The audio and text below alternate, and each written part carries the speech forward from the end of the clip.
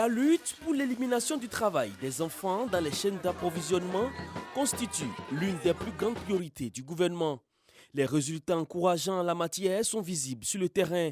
C'est également le constat fait par Gilbert Humbo, le directeur général de l'Organisation internationale du travail, OIT, au thème d'une visite de terrain dans une plantation de cacao dans la sous-préfecture de Rubino, département d'Agboville.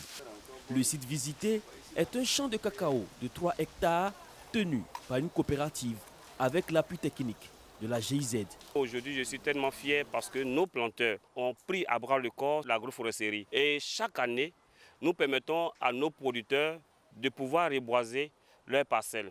Et dans chaque parcelle d'un hectare, nous donnons 100 bois pour un total de réussite d'au moins 50%.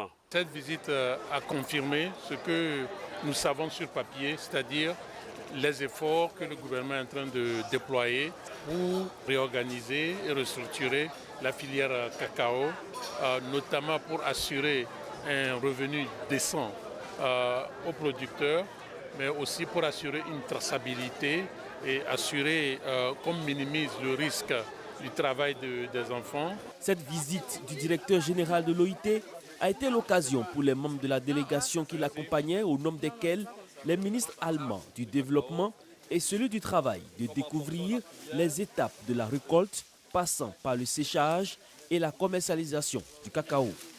Le ministre de l'Emploi et de la Protection sociale, Adama Kamara, a réaffirmé au cours de cette visite l'engagement du gouvernement à poursuivre ses efforts pour la filière.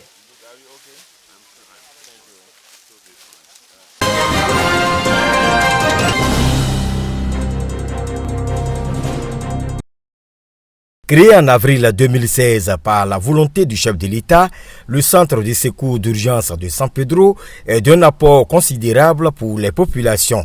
Avant 2016, on se débrouillait vraiment pour éteindre nos feux quand il y en avait.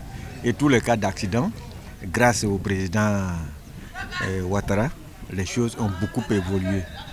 On assiste à beaucoup de vies qui sont sauvées aujourd'hui parce que nous avons la proximité de notre brigade des sapeurs-pompiers. En 2022, par exemple, les sapeurs-pompiers civils de San Pedro ont mené plusieurs opérations de secours. Ce sont, entre autres, il y a eu 800 accidents de circulation, 60 incendies, 199 assistances à personnes, 17 secours à victimes, et il y a eu 3 cas de noyade. Et cela fait un total de 1094 interventions. À l'occasion de la célébration de la 33e journée mondiale de la protection civile, un honneur a été rendu aux 79 sapeurs-pompiers civils de San Pedro.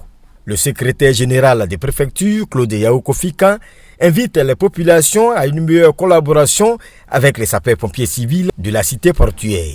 Soyez civiques, soyez indulgents. Ils donnent de leur vie pour sauver les autres. Ils consacrent, ils sacrifient leur vie pour pouvoir sauver les autres.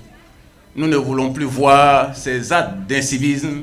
Suivre les sapeurs-pompiers jusqu'à leur caserne pour venir casser des engins, c'en est de trop.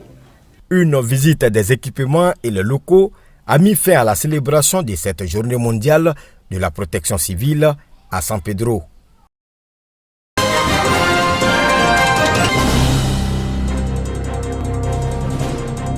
C'est la nuit de reconnaissance et de distinction des leaders politiques et dirigeants qui font la promotion du genre et de l'équité. Ces femmes et ces hommes rejoignent ainsi le cercle des défenseurs de la question du genre. C'est avec beaucoup d'émotion, beaucoup de fierté que je reçois ce prix. Mon personnel est composé de 80% femmes. Pour moi, la femme, c'est la vie. Nous sommes plusieurs élus en Côte d'Ivoire qui œuvrons pour la promotion du genre, mais choisir un élu parmi tous ces élus, je pense que c'est une joie et une satisfaction déjà.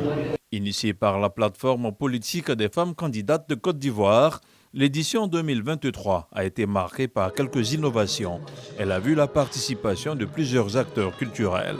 Le combat que nous nous sommes assignés de défendre la cause des femmes, défendre la cause du genre, nous permet encore d'être ici cette année, mais plutôt en tant qu'artistes, pour valoriser ces vaillantes femmes, ces vaillants hommes. Cette idée est née du soutien que nous voulons apporter à la décision du président de la République, Alassane Ouattara, qui amène la participation des femmes dans les instances de prise de décision, qui les rend effectives par cette loi. La deuxième édition des Awards du genre se veut le canal privilégié pour défendre la cause des femmes. Elle laisse entrevoir de meilleurs espoirs quant à la question de la représentativité de la gente féminine dans les sphères de décision.